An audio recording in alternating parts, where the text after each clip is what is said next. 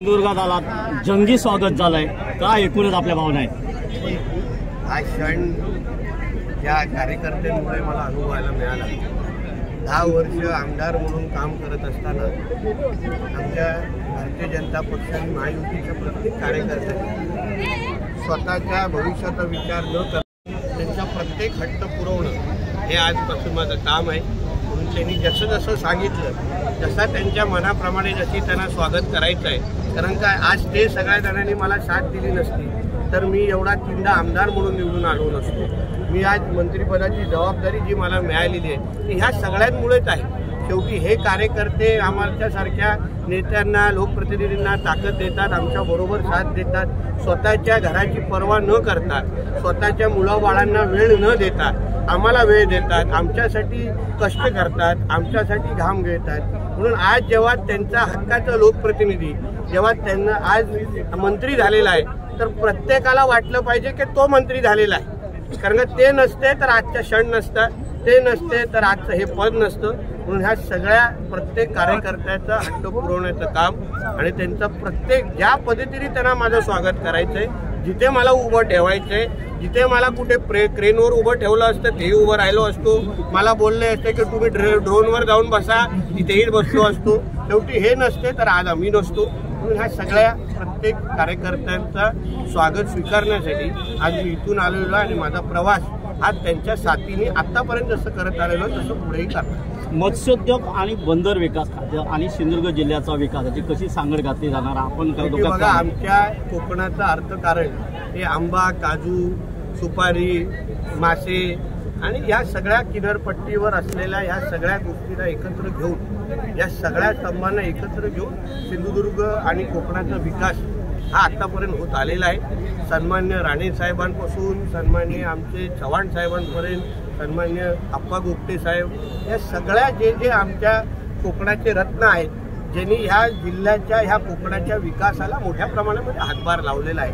आता हे महत्त्वाची 2 खाती या महत्त्वाच्या 2 खात्याच्या माध्यमातून मी जिल्ह्याच्या आणि कोकणाच्या सामान्य जनतेचं दरडोई उत्पन्न वाढवण्याची फार मला मोठी संधी आहे।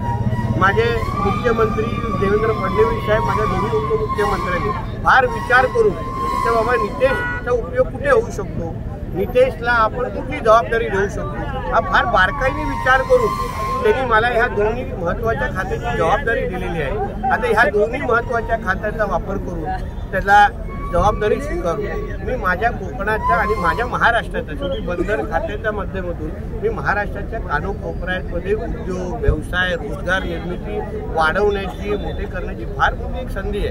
म्हणून या दोन्ही खात्याचा वापर मी माझ्या जिल्हा, माझा कोकण आणि माझा महाराष्ट्र या सगळ्यांचा वापर मी निश्चित पद्धतीने करीन। एका बाजूने किनारपट्टीचा विकास आणि दुसऱ्या बाजूने किनारपट्टीवर संरक्षण, कारण का आज आमच्या किनारपट्टीवर ज्या पद्धतीने अतिक्रमण वाढत आहेत, ज्या पद्धतीने अवैध धंदे वाढत आहेत, ज्या पद्धतीने स्थानिक मच्छीमारांना डावलून फक्त एका विशिष्ट विचाराचे लोक त्या पूर्ण किनारपट्टीवर बसत आहेत आणि त्याच्यामुळे आपल्या सुरक्षितेला पण फार मोठी आव्हान देण्याचं काम होत आहे।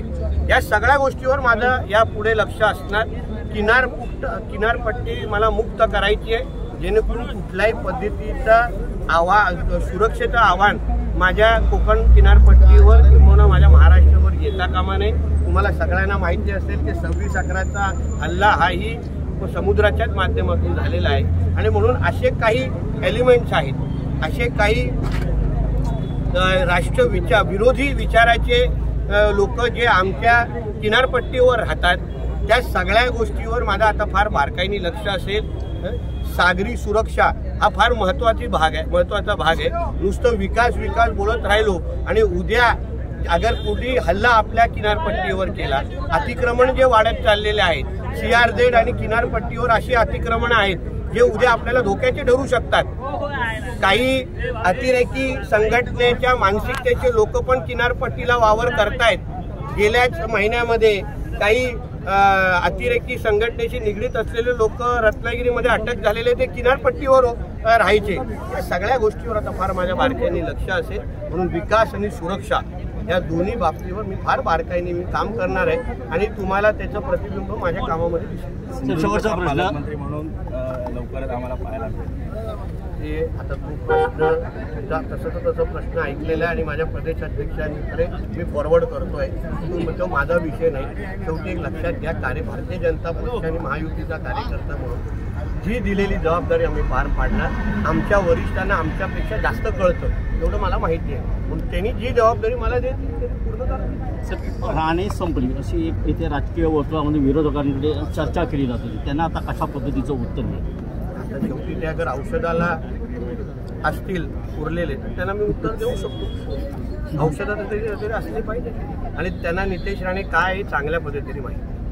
10 वर्ष नितेश राणेला काय काय अनुभव त्या लोकांनी दिला, किती प्रेम दिलं मला, हे माझ्या विरोधकांना चांगल्या पद्धतीने माहिती आहे. ते सत्तेमध्ये असताना विरोधक म्हणून माझ्याबरोबर कसे वागले हे त्यांना चांगल्या पद्धतीने काही दिवसापासून आठवत असेल, कदाचित 15 डिसेंबरपासून आठवत असेल, तर त्यांना परत त्या गोष्टीची आठवण करून देण्याची फार प्रामाणिक जबाबदारी माझ्या खांद्यावर आहे.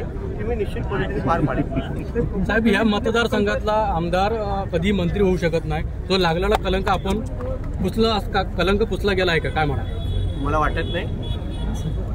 माझ्या देवगडवर नेहमी आरोप केले जायचे की देवगडचा आमदार हा कधीही मंत्री होत नाही, कधी सत्ताधारी होत नाही. तर यापुढे माझ्या देवगडवर कोणीही अशा पद्धतीचा म्हणजे कुठला काळा ठपका किंवा अशा कुठल्याही पत्रकारांनी अशा पद्धतीचा प्रश्न या पुढच्या देवगडच्या कुठल्याही लोकप्रतिनिधींना विचारू नये, अशा पद्धतीचा उदाहरण आता माझ्या निमित्ताने देवगडच्या आणि सिंधुदुर्गाच्या इतिहासामध्ये मिळालेला आहे. म्हणून आता हा तुमच्या विचारलेला शेवटचा प्रश्न आहे. यापुढे कुठल्याही पिढीच्या आमदाराला हा प्रश्न विचारायचा नाही.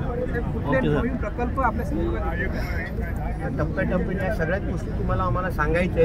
असंख्य प्रकल्प आहेत जे रवी चव्हाण साहेबांनी 31 उंबरठ्यावर आणून ठेवलेले आहेत.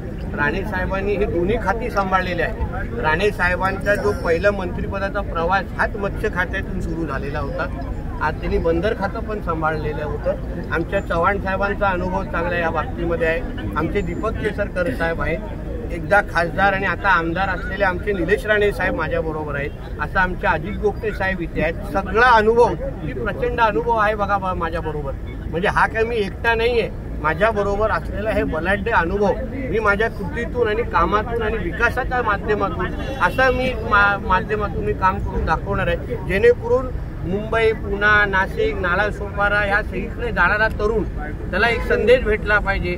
आता नालासोपारा आणि वसई विरारमध्ये राहण्यापेक्षा चला आपल्या कोकणामध्ये जाऊ, तिथे त्या वसई विरार, मुंबई, नाशिकपेक्षा चांगला पगार मिळतोय. अशा पद्धतीचं वातावरण मी माझ्या कोकणात आणि जिल्ह्यामध्ये दाखवतो. थँक्यू.